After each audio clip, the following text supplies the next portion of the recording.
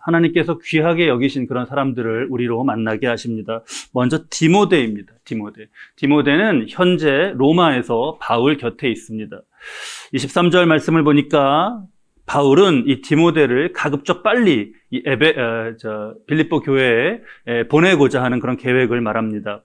바울의 현재 사정을 빌립보 교회에 가서 잘 전해주고, 또 빌립보 교회의 사정을 잘 듣고 와서 그걸 또 바울에게 전해주고 하는 그런 일을 맡기려고 하는 겁니다. 지금 이 디모데를 이렇게 함께 만나서 생활한 지도 아주 오래됐습니다. 빌립보서를 쓰는 시점에서 돌아보면은 벌써 한 10년도 넘은 일이에요. 우리 그 첫 만남을 기억하시죠? 2차 선교여행 때, 1차 때 세워진 교회들을 돌보려고 떠났는데, 하나님께서 그 경로를 벗어나게 하셨어요. 근데 그 경로를 벗어나기 직전에 바로 디모데를 만나게 하셨습니다. 그게 우리 사도행전 16장 1절 말씀인데요. 이렇습니다. 바울이 더베와 루스드라에도 이르러 거기 디모데라는 제자가 거기 디모데라는 제자가 있으니 그 어머니는 믿는 유대 여자요 아버지는 헬라인이더라. 어머니가 유대인이어서 기본적인 여호와 신앙에 대해서 그 교육을 받았습니다. 신앙 교육을. 아버지는 헬라인이어서 헬라어라든가 헬라 문화에 디모데가 친숙할 수 있었습니다. 그래서 유럽으로 하나님께서 이걸 일정을 바꾸셔서 거기 선교를 하는데 너무너무 이 디모데가 중요한 역할을 하는 거예요. 이걸 보면서 하나님께서 정말 필요한 시점에 필요한 사람을 이렇게 만나게 해주셨구나 라고 하는 은혜를 나누었습니다. 자, 이런 내용이 우리가 익숙하죠. 이런 내용 우리가 익숙합니다. 근데 잘 생각해 보면 지금 말씀드린 디모데와 관련된 이러한 내용은 디모데가 어떤 역할을 했냐, 외적으로 어떤 역할을 했냐를 두고 말해지는 평가입니다. 그런데 오늘 본문에서는 그의 이 내면, 깊은 차원을 보여주는 그런 말씀이 나오고 있어요. 그게 오늘 본문 20절 말씀입니다. 본문 20절 말씀 우리 함께 읽으실까요? 이는 뜻을 같이 하여 너희 사정을 진실이 생각할 자가 이밖에 내게 없음이라. 너희 사정을 진실이 생각할 자라는 거예요. 지금 이때에도 맡겨지는 역할로만 보면 빌립보에 가서 거기서 교회 교인들 최근 소식 들어서 와서 바울에게 전해주는 겁니다. 근데 그게 가령 누구는 회사를 어디로 옮겼고, 누구는 누구와 결혼했고, 누구는 건강이 어떻고, 그런 변동사항을 옮기는 그런 정도가 아니에요. 회사를 옮겼으면 그런 과정 가운데 있었을 그 불안과 기도, 또 결혼을 했으면 그 만남을 위해서 했던 기도들과 또 앞으로의 계획, 또 누구의 건강 문제라면 정말 깊은 속사정까지 그런 거를요 진실하게 듣고, 이걸 정보로 이렇게 머리에 담아서 누가 어디로 갖고 이렇게 전달하는 것이 아니라 그 사정을 가슴에 담고요, 그걸 기도로 이렇게 담고 전해주는 겁니다. 디모데는 누군가의 사정을 정말 진실하게 공감하면서 깊이 품는 사람, 그런 정이 있는 사람이었던 거예요. 헬라어에 능통했다. 그것도 아주 좋은 그런 달란트입니다. 그런데 디모데는 더 깊은 차원에서 그에게 이 정말 귀한 정이 있었다는 것을 우리가 더 주목해야 하는 거죠. 지금 여러분 다 너나 없이 바쁘다고 하는 세상입니다. 내 사정을 진실하게 생각하면서 함께 해주는 이게 얼마나 고맙습니까? 얼마나 고마운가요? 위로를 얻고 정말 험한 세상, 이 외로운 인생을 살아갈 힘을 거기서 우리가 얻게 됩니다. 하나님은 이런 디모데를 기뻐하시고 귀한 일에 사용하셨어요. 사도 바울도 이런 디모데에게 20절에 보면 이밖에 내게 없다라고 하면서 소중히 여깁니다. 나 살기 바쁜 세상이라고 하고 생존 경쟁이 치열하고 또 삶이 우리가 만만치가 않습니다. 누구 사정에 귀 기울이고 듣고 품고 이러는 게 점점 어려워져요. 메말라가기 쉽습니다. 그러니까 우리는 조심해야 되는 거죠. 어느새 내 안에 주님의 사랑을 잃어버리고 세속에 물든 그런 모습이 될 수가 있습니다. 우리 지난 주일에 제가 그 물고기가 짠 바닷속에 사는데 그 살이 짜지 않다라는 말씀 드렸습니다. 이치가 궁금했어요. 이치가 궁금했어요. 그 찾아보니까 수동 수송이라는 원리가 있더라고요. 수동, 패시브, 이렇게 수동적이라고 할 때 그 수동 수송이라는 원리가 있더라고요. 농도가 높은 쪽에서 낮은 쪽으로 이 농도의 기울기에 따라서 세포 내로 물질이 이렇게 이동하는 거래요. 농도가 높은 쪽에서 낮은 쪽으로 자연스럽게. 그러니까 물을 담은 컵에 잉크방울을 떨어뜨리면 걔가 그렇게 자연스럽게 퍼지지 않습니까? 농도가 높은 곳에서 낮은 곳으로. 그게 수동 수송이랍니다. 수송. 근데요, 반대로 이 물고기는 이걸 능동수송을 한다는 거예요. 능동수송. 능동수송은 뭐냐 하면 이 농도가 높은 쪽에서 이렇게 오는 이거를 물고기가 선택적으로 흡수하면서 또 소금기는 내뱉으면서 체내 염도를 일정하게 유지한다는 거예요. 능동수송. 이 작은 물고기의 몸속에서 체내에서 일어나고 있는 이 현상이요. 우리 영성에 아주 중요한 영감을 줘요. 우리 야고보서 1장 27절 말씀인데요. 우리 함께 읽을까요? 하나님 아버지 앞에서 정결하고 더러움이 없는 경건은 곧 고아와 과부를 그 환난 중에 돌보고 또 자기를 지켜 세속에 물들지 아니하는 그것이니라. 자기를 지켜 세속에 물들지 아니하는 그것이니라. 이게 영적인 그 능동수송. 그렇게 보면 아주 정확합니다.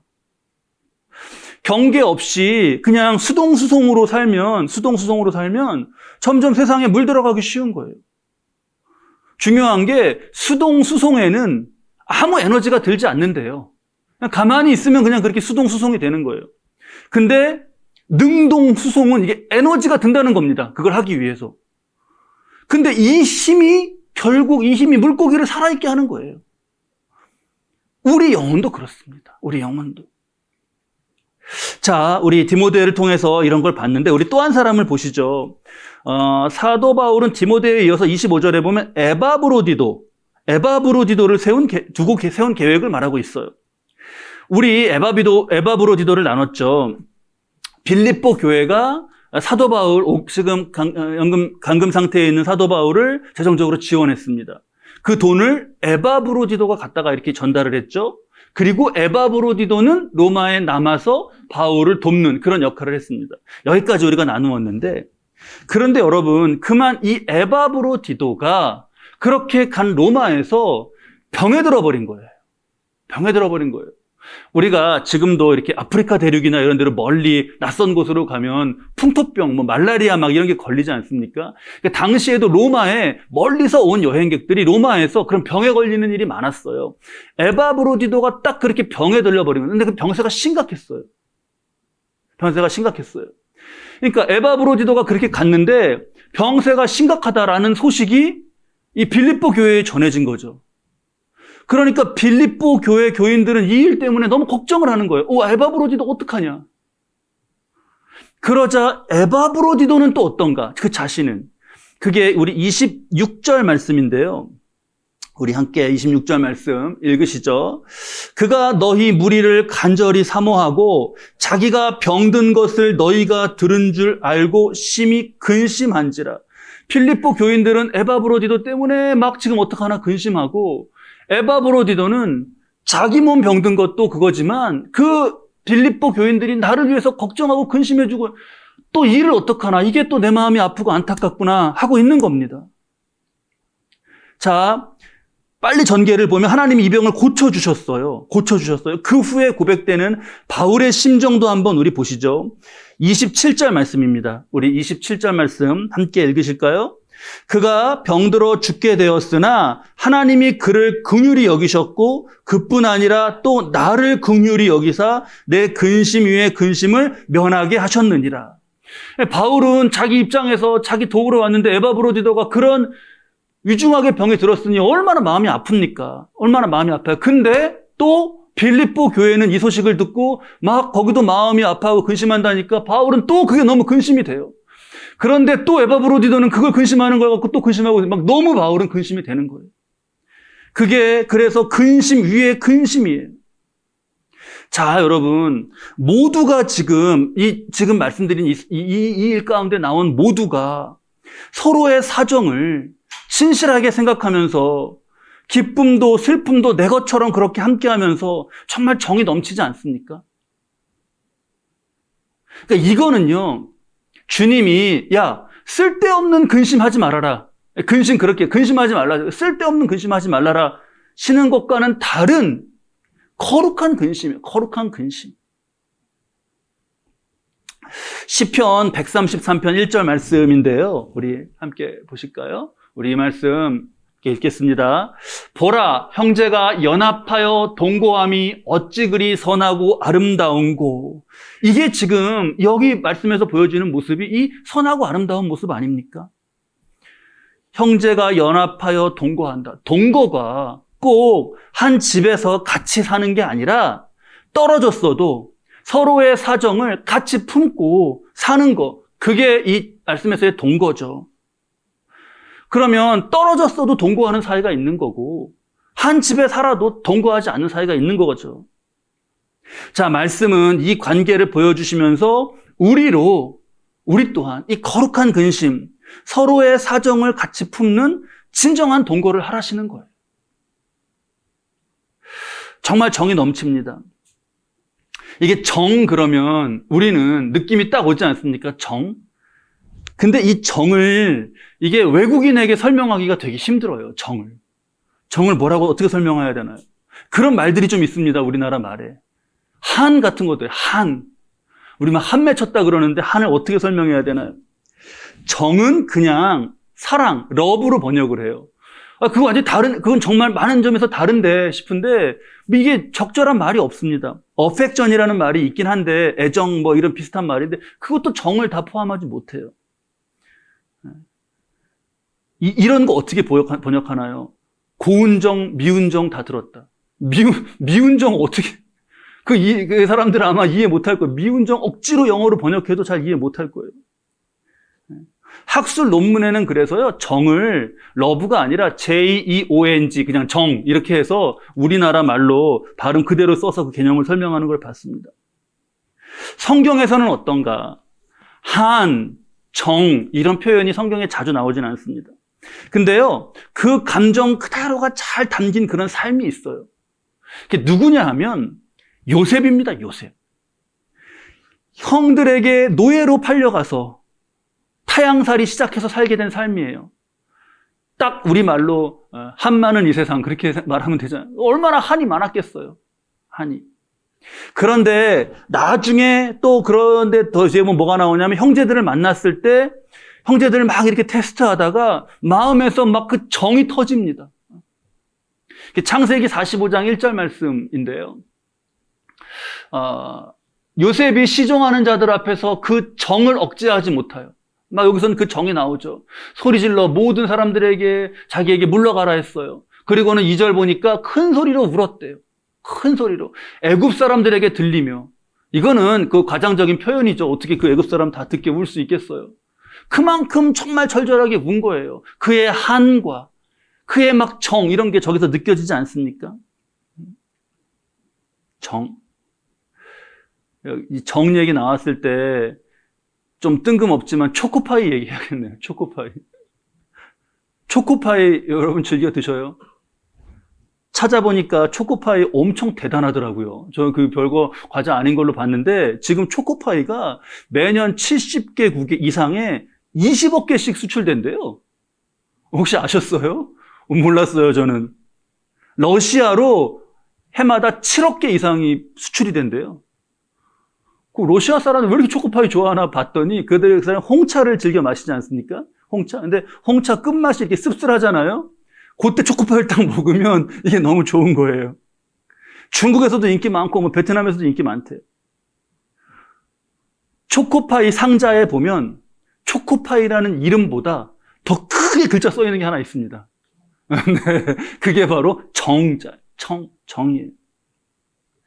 우리를 향하신 지금 이 말씀 속에서도, 이 사건, 이 상황을 알려주시는 말씀 속에서도 디모데, 에바브로디도, 빌립보 교회 이 흐르는 거기에 거룩한 근심과 이 진정한 동거가 보이면서 큰 글씨로 지금 뭐가 드러나고 있냐 하면 정이 드러나고 있잖아요. 정.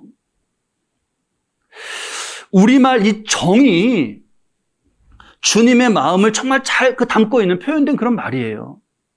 오늘 본문에서도 주님의 마음과 이렇게 연관해서 우리가 생각할 수 있는 말씀이 있는데요. 그게 26절 말씀입니다. 26절 말씀에 근심이 나오죠. 우리 본문 26절 말씀 함께 읽을까요?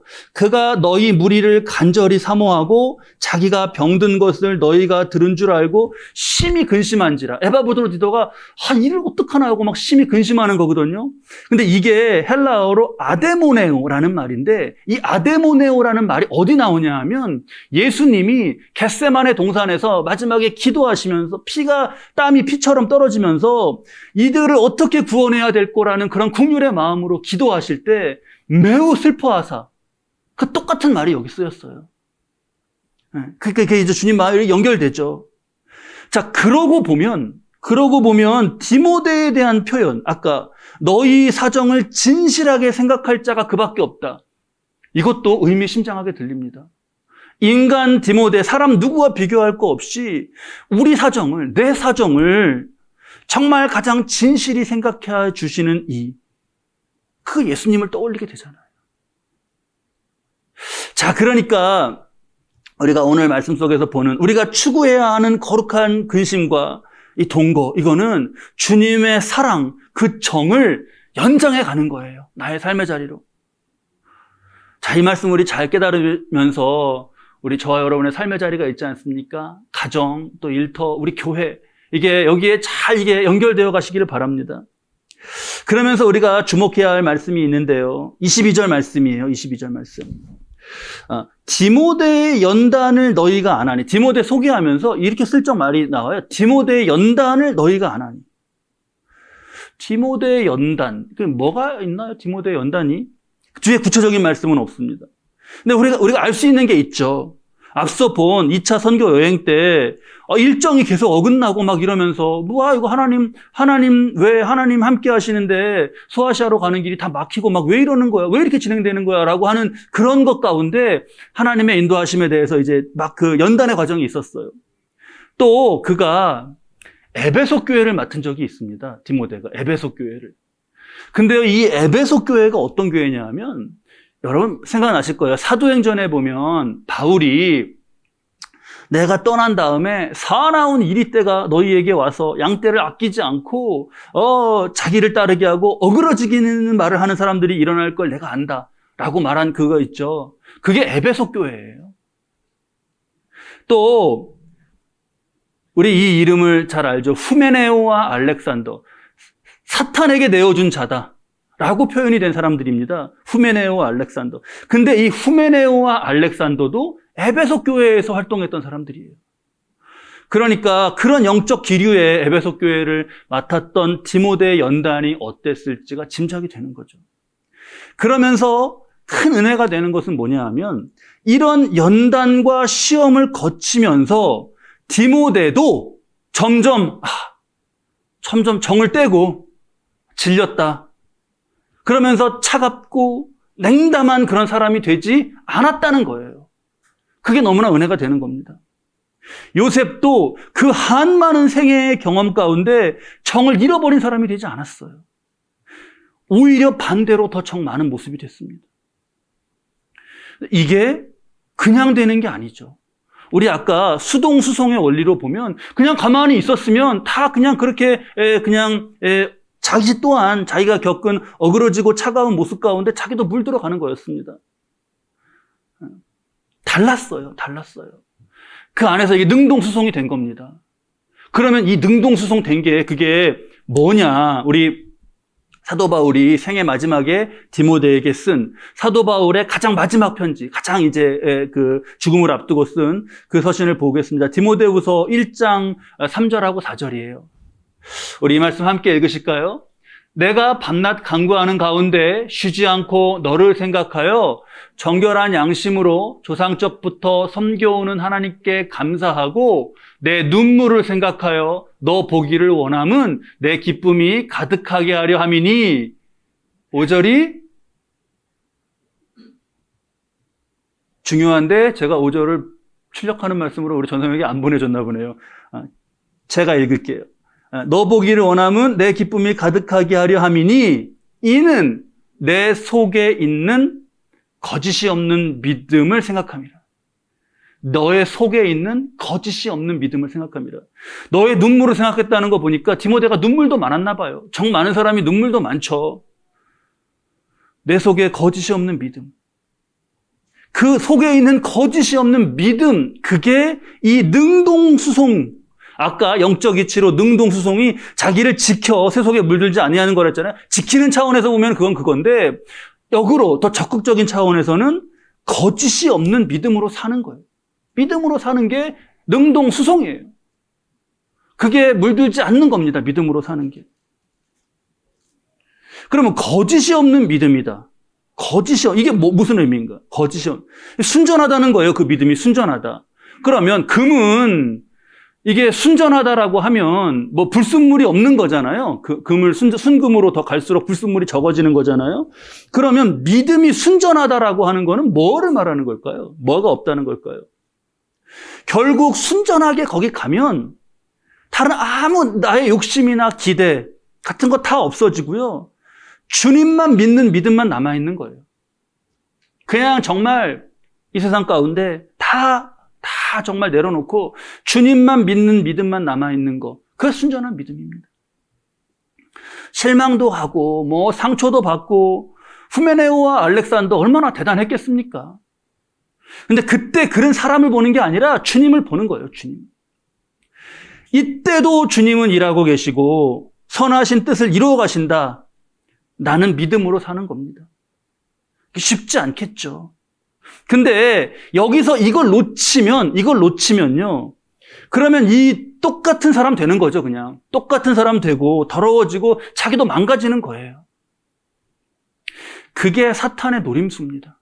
그렇게 되는 게 사탄의 노림수예요. 여러분, 사탄이 망했죠. 후메네오와 알렉산더도 망했습니다.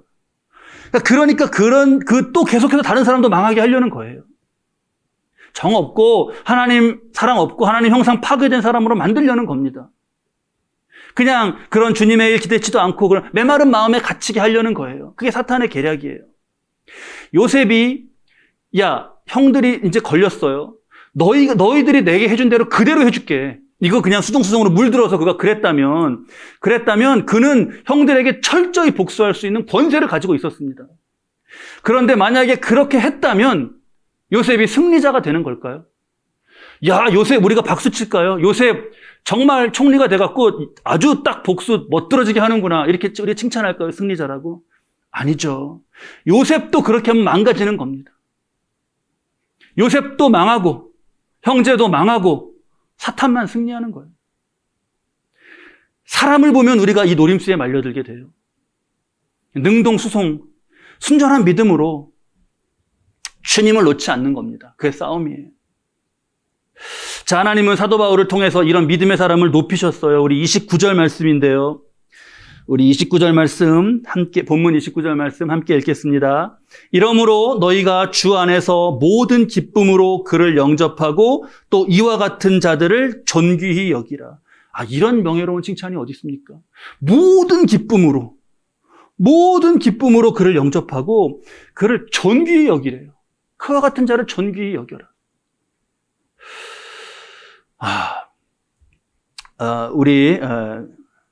이렇게 지금 이 말씀대로 이후에 어떻게 됐겠냐.